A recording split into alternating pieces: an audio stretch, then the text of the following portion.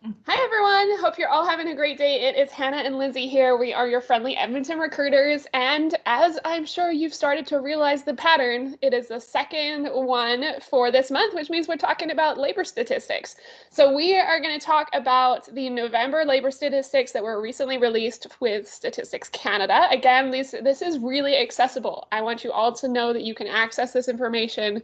Everyone in Canada can get to this. I think anyone in the world, honestly, can get to this information. So we'll link it for you so you know where we're finding it. These are all based on the recent statistics that were released. So we'll make sure you have that accessible. There's also a great infographic that I'm sure we'll post if we haven't already on our feeds.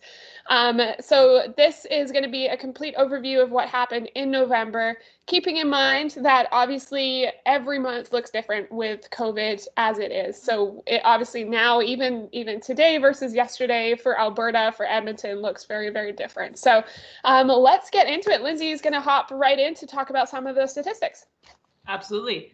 So again, an upward trend here, and employment rose by 62,000 jobs in November, which is a 0.3% increase, following an increase of 0.5% in October, while the unemployment rate was 8.5. So according to Statistics Canada recently released labor force survey report, and then Hannah's going to go into some specifics about that.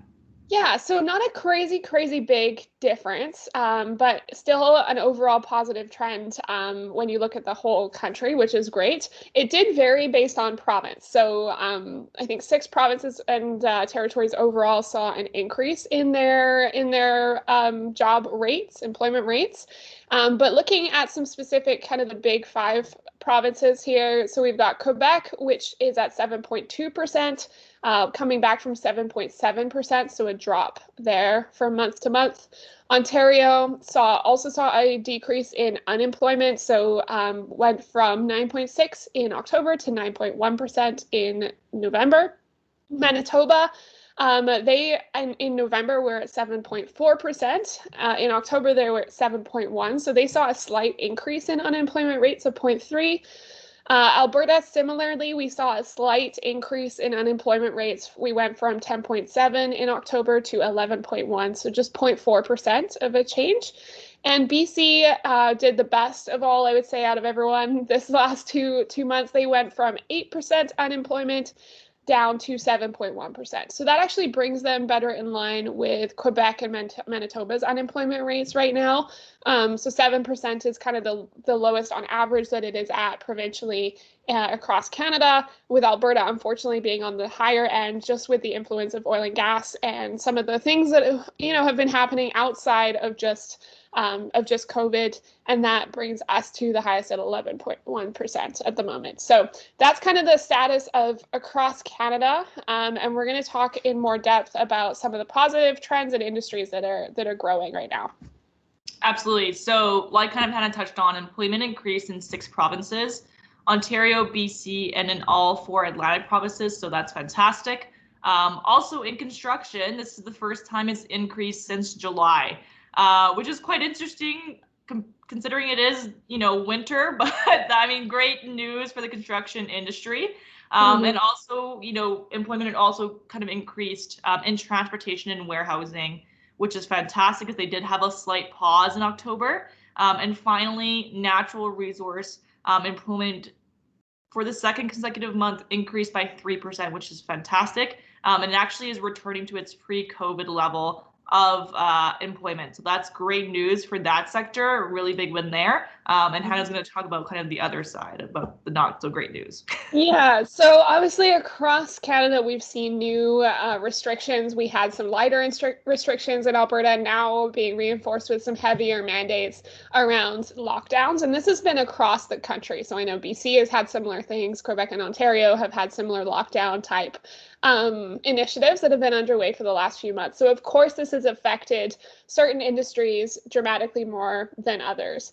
No one's surprised by this, right? So employment in accommodation and food services did decline for the second consecutive month, coming from those restrictions. And we are likely to see that again especially with the news that was announced this week for both BC and for Alberta.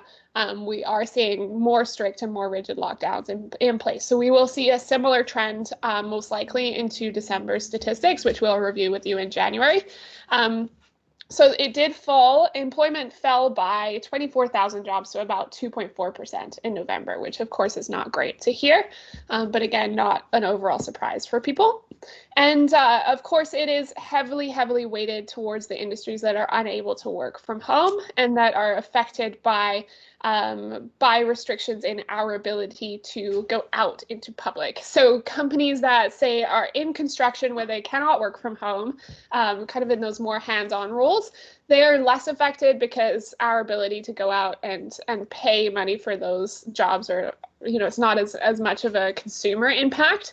Mm-hmm. But of course, when we're looking at restaurants and accommodation like hotels and that kind of thing, it's definitely something that is heavily weighted that direction. So that kind of balances out, some negatives with some positive, but overall still just a wee bit of change when it comes to overall statistics across the whole board. So definitely some encouraging news and some other side of the coin. Getting into specific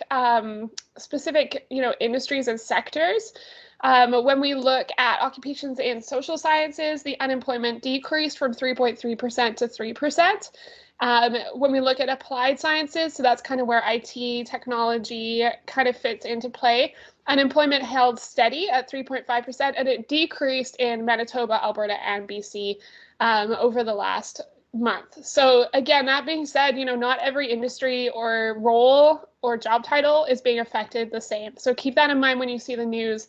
When you look at that 11% unemployment rate in Alberta, if you're in occupations that are specifically, social sciences or applied sciences, and then Linz is going to get into some of those other ones too, the unemployment rate is closer to 3%, which is much more aligned with the average even pre-pandemic. So.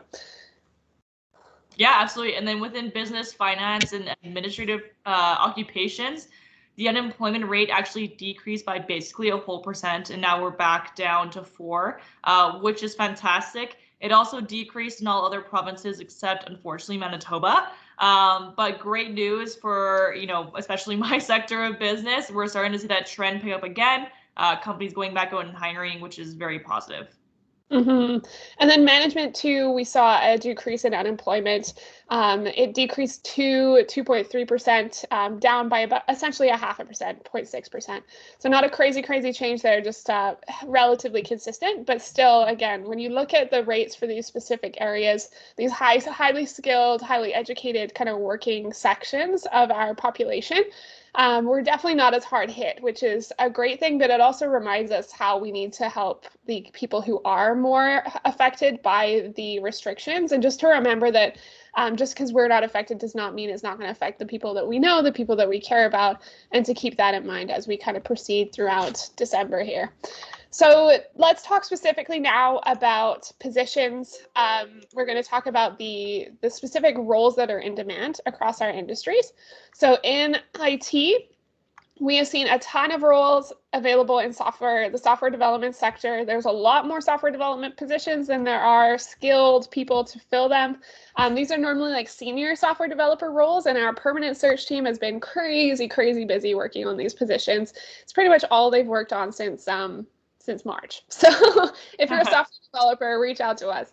Also busy across the country for extended reality development, so AR, VR, that kind of thing.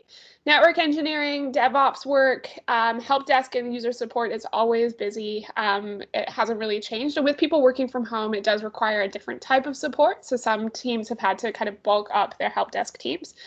And then data security as well. That's such a hot button topic at the moment, and will continue to be so since everyone, again, is working remotely. And then when we look at marketing and advertising, which is another kind of space that I spend time in, digital marketing specialists have been like the highest demand for sure when it comes to marketing. We've seen a lot of those types of roles, either digital communications, digital marketing, social media marketing managers, that type of a role. Communications professionals has been important. Instructional design, as people have to do their onboarding process completely remotely. They have to do training completely remotely. Instructional design helps to facilitate that by building e-learning platforms for people. We've filled a ton of those roles lately, very, very busy. And then UX and UI design, which fits really well with software development. So UX and UI developers have been pretty busy too. So that kind of goes into those two sectors that I spend the most time in.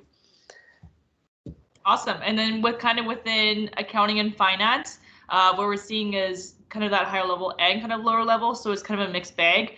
So accounting managers, AP and AR specialists, controllers, financial analysts, internal auditors. That's actually one that we've seen a pretty big increase in terms of kind of wants and needs, especially within the industry side. So that's been super interesting. Payroll managers, we're always in demand for payroll managers. That's probably our busiest role that we fit. So if you are one, please reach out to us, and we're always kind of, in demand for them for sure. And it's also staff and senior accountants. So that kind of wraps up the accounting and finance side. For legal, lawyers kind of within the mid range of their career, so 3+ years of experience, and specifically experience in litigation. Pretty interesting. Tech savvy bilingual law clerks with backgrounds in family, labor, and employment and real estate law. So those are the hot buttons for legal right now. I don't know if you guys knew that we did legal, but we actually do across Canada. So if you guys ever have questions in terms of that, or are looking to fill a role, please reach out to us. We'll get you in contact with the right person. They do an awesome job for sure.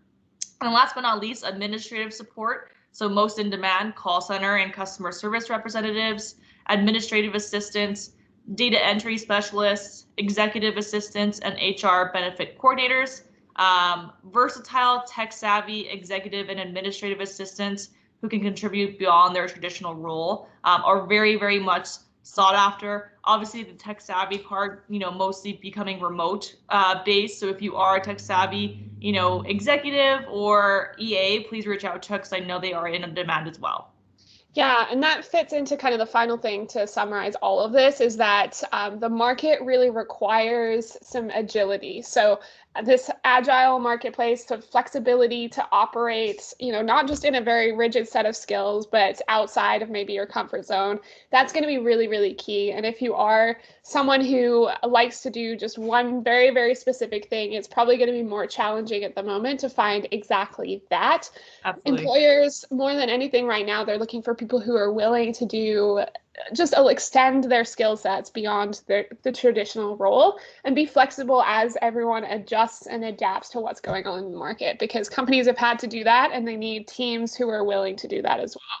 So with all that being said, if you're kind of looking for roles, that's something to just think about, to work on your flexibility, your ability to communicate that you are someone who will go above and beyond, or will, work outside of the traditional boundaries of that role, because that really does go a long way with most of the clients we work with. So to summarize, pretty stable. We would say overall there is a little growth, there's a little decrease, overall stability. So not all good, not all bad. But we're very interested to see what the new year is going to bring when it comes to the labor statistics. Obviously, as the first dosages of the vaccine are starting to come out, how that will affect our rates will be really interesting to report, and we're excited to be able to keep you all in the loop of that. So without further ado, if you have any questions, if you are interested in seeing the data, we'll link it all, but let us know what questions you have about the market and how we can help support you and your companies in this very critical, very important transition time. But overall, rest up over the holidays, and we will do one more of these before the end of the year, so you can look out for that next week. And then we will be back at it probably mid-January with your December labor force information. Yep. Absolutely. Awesome. All right. Well, have a great day, everyone, and we will see you all soon. Bye, guys.